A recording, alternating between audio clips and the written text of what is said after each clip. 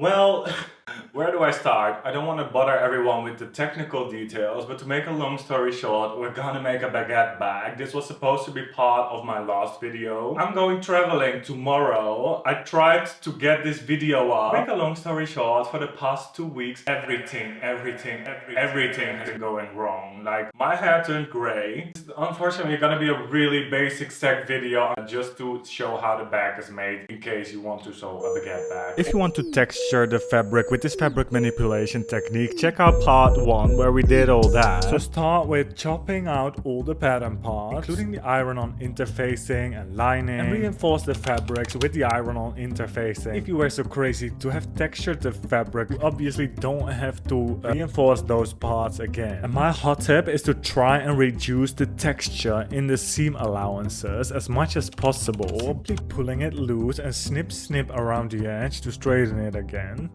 Then we're gonna prepare the lining gusset with our secret pocket. The double bottom will be hemmed on one of the short sides, just folding it in half a centimeter twice and top stitching over it. The other short side is gonna be attached to the lining gusset. The idea is that it's gonna come exactly in the middle, so you might want to snip a little in the middle first, see where the edges come out, and then, like always, good side on the good side, sew the short side to the gusset, so that later when it's closed, we have one side still open for our secret little business. Okay, now it's getting weird. The zipper is cropped to the correct length and a tiny tad longer, just to be sure. With these unsplittable zippers, I like to keep the tab on all the way at the end. I stick a pin in that it doesn't fly off. This way we don't have to struggle getting the tab back on later. Then the sandwich technique. To say we're gonna sew the zipper in between the lining and the body of the bag, I like to pin it in 2 steps. So I first pin the zipper with a few pins onto the body of the bag and make sure that the zipper is facing the right way downwards, and then go in with more pins to also attach the lining to it. And if it really matters for your fabric, make sure to put the lining with the good side downward. Then when we sew, you're gonna stay in your own lane, okay? Which is only the curve in this case. Don't sew into the corners, they have to stay free for later. And if you always have trouble with sewing in zippers, just like, just nobody, you might want to use a basting stitch first, just to see if you manage to sew it in right. You actually might want to check out my scrunchy baguette bag tutorial, where I proudly invented a super semi-legit hack, sewing from 2 sides, yes, to get it all in super well. But I couldn't be bothered this time. Clip in the curved seam allowance well, and to make it even more snatched, I'm gonna thin out the seam allowance by cutting away all the stabilizer, interfacing chisels. I want it to look seamless.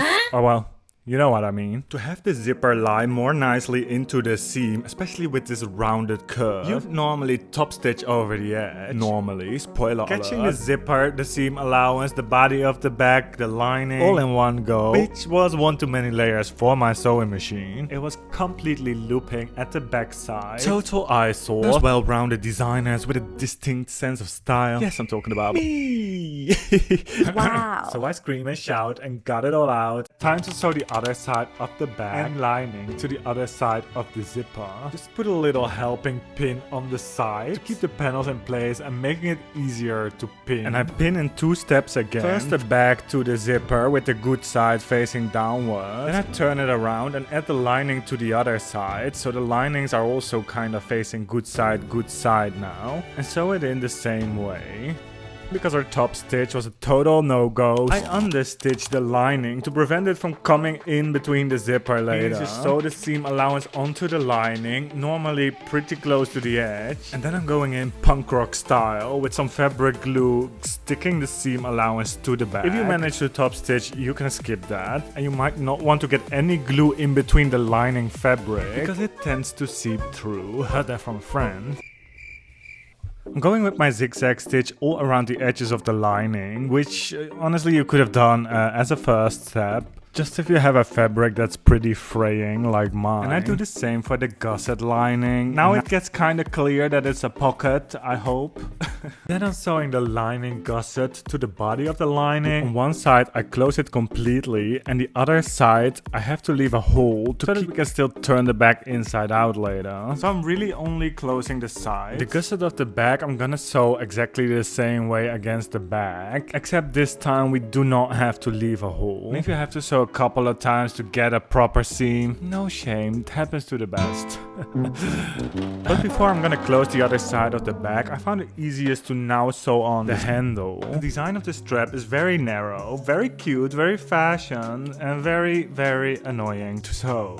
The normal way. I tried, but I hadn't the patience today to turn that inside out. Even throw in some Pinterest hacks, which don't even get me started. So I decided to do it another way, without having to turn inside out, upside down your whole freaking life. So I took a new strap, ironed in the seam allowances pretty precisely, and fold the strap in half with the edges lining up well, and press again. And this way it's actually really easy to add a top stitch and just have a strap without any hassle. And sew the strap to the gusset. The edge should line up to the seam on the one side, and on the other side about 1 centimeter seam allowance should still stick out, which we will need to close the bag soon.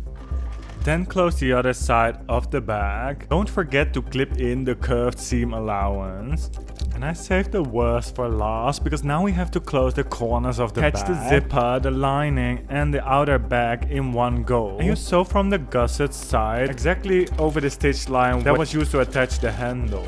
And we're gonna have a little more fun with fabric glue. The sides of the bag would be really hard to top stitch. I'm just gonna stick the seam allowances onto the gusset and even glue some kind of scrap against the sides just to make the seams a bit nicer, so that the bag is a little bit more like angular. Close the lining with a top stitch. I shuffle something hard in our secret little pocket. Yeah, that's what it's for. Okay, I do feel like this last step with doing the hard insert and the glue on the sides does really make it a difference. You can buy the Baguette bag sewing pattern in my Etsy store, link below. Hope you still enjoyed this really quickly edited video. Thank you so much for watching. Thank you to my patron. I'm gonna pack my bags as we speak. Leave a like, leave a comment, subscribe. I'll see you in a few weeks.